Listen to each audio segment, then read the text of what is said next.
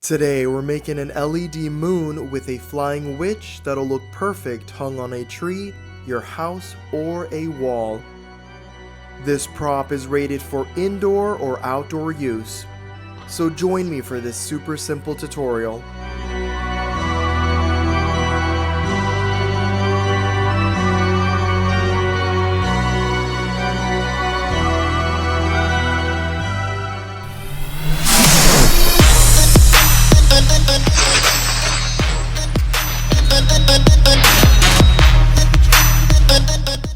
To begin, we need insulation foam board. Now I recommend buying the 2-inch thick board that measures 4 feet by 8 feet.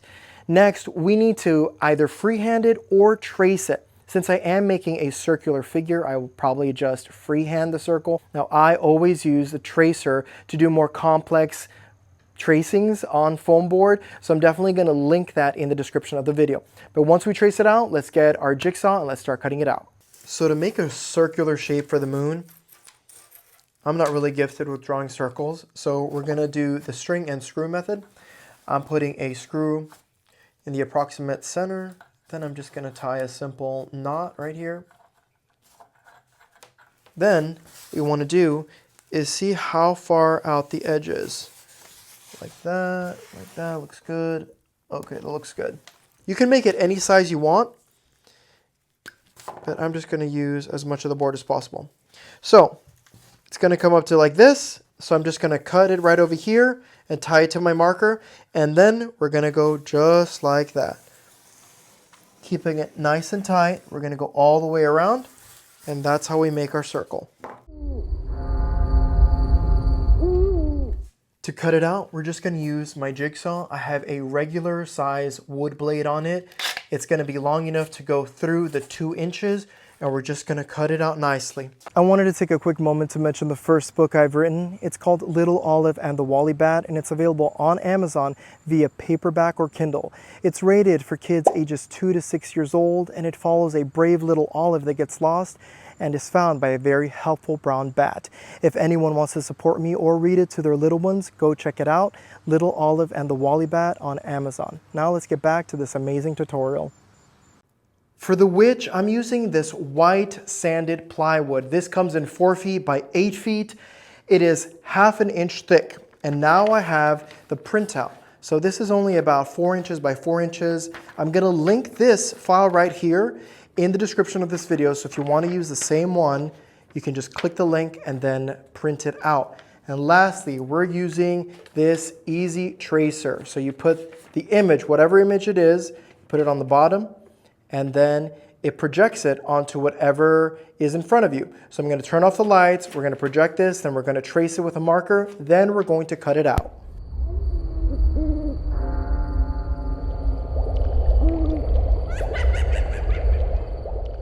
And this is what you should have. It looks perfect, it's ready to be cut out with our jigsaw. So now that we've cut out our witch, it's going to go like this over our soon-to-be moon.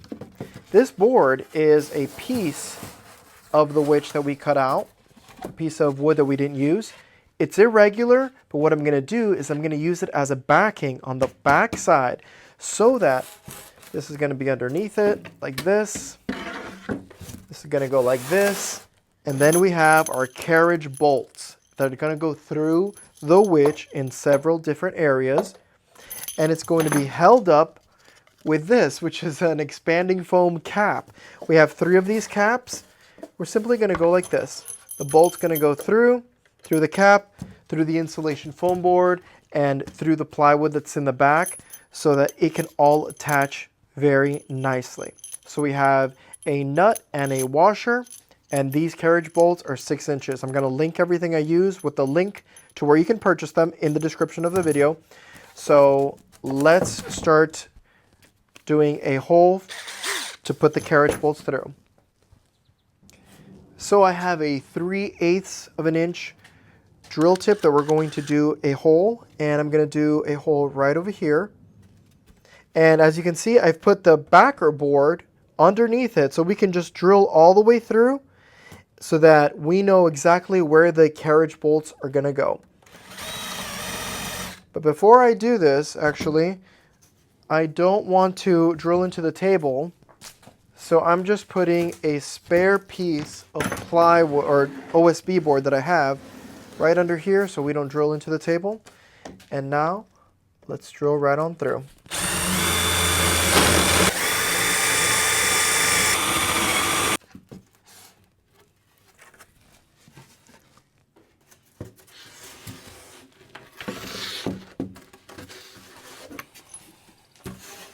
Now let's make a hole on these caps right in the middle. There's a little dent right there. So again, here's our cap. We put the hole on the top. We get our carriage bolt. We're going to go through it like that. We're going to go through the cap underneath. We're going to go through the insulation foam board all the way to the other side. We'll do the same thing right over here. And these are all going to go down, so it'll be held like this, and we can put an LED light under it. So that's the last part we actually have to do, because now we have to paint both of these. I have to paint this one black. I have to paint this one like a moon. But before we attach them permanently, we need to attach the LED strip lights underneath here so it gives that nice glow effect. So I just wanted to show you all how it's going to eventually end up with these carriage bolts and why we needed the backer board. And this is what the back side should look. Remember our regular piece, then we put our washer, and then we put our nut right here.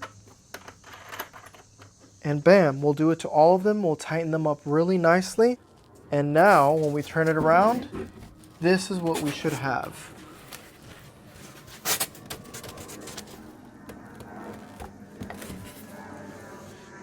And all of this is going to be painted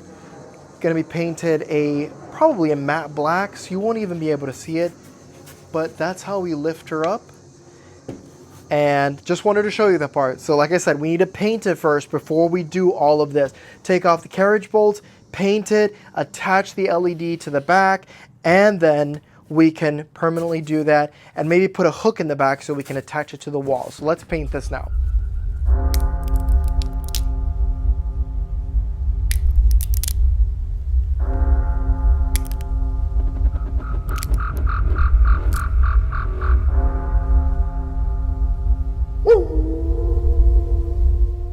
To finish, we need to apply LED strip lights. I have these in white, but you could use them in yellow, purple, whatever color you want. These are 16 feet long, and we're simply going to tape it to the back of it in various different positions. This is super flexible. I'm probably going to use, maybe I'll use some glue. This has a sticky back on it, so you could just stick it. But I'll probably use some glue or some caulking to hold it down, and we'll be good to go.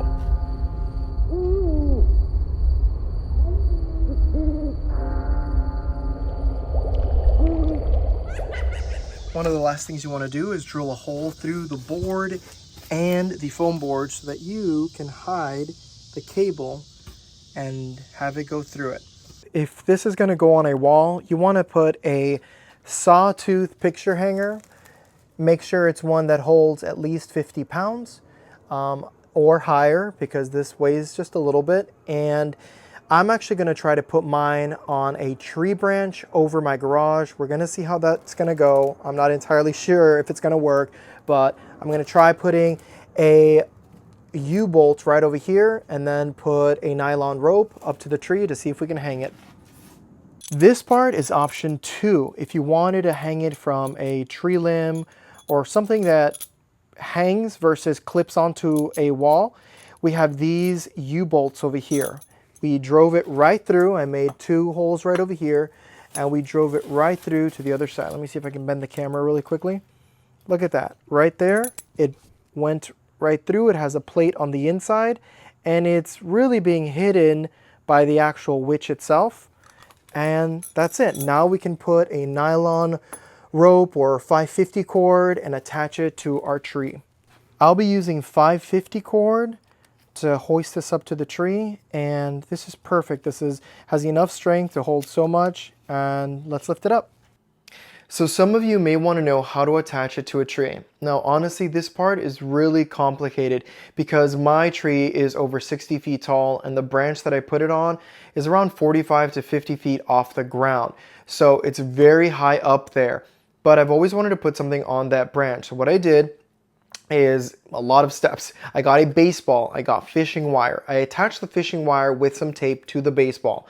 I got on the second story of my roof and I threw that baseball as hard as I could over one of the branches. Once it went over, I have the fishing line, I got a rope and I attached the rope to the fishing line. I pulled it over the branch now that I have an ability to pull something over.